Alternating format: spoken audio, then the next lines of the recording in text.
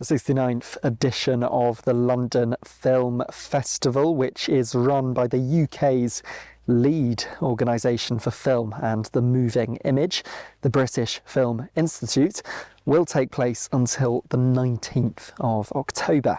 The event has drawn in film stars from across the world for the screening of the latest blockbusters, including Sentimental Value, the latest instalment of the Knives Out series, and biographical drama H is for Hawk. Obviously football is at the heart of the story, but as Lisa said, we felt it was so rich and it covered so many themes that it was primed for being put onto the big screen and felt like it was worthy of the big screen.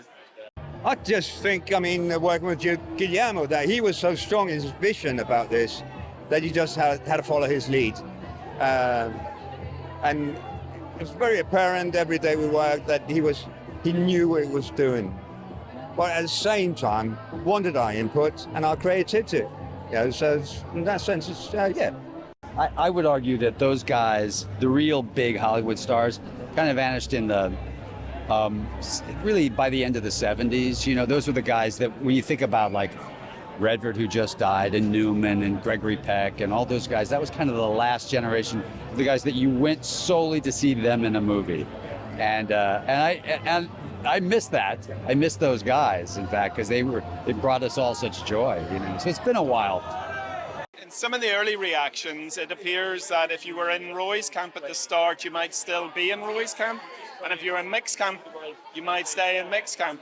What I would like to think is that by telling this story, maybe people who were very heavily entrenched in one side or the other can understand how the other man felt and how basically both men were put in a quite difficult position. And both men actually had a lot in common. They wanted Ireland to do well. They wanted Ireland to do well for the country. Yeah, it was fun, because I've been lucky enough not to I haven't had to look back at my life with great regret, If you do the things you want to do and you take the risks you want to take, and whether you succeed or fail, it's a lot easier to live without regret, you know what I mean? So I didn't have to deal with that so much, which is helpful.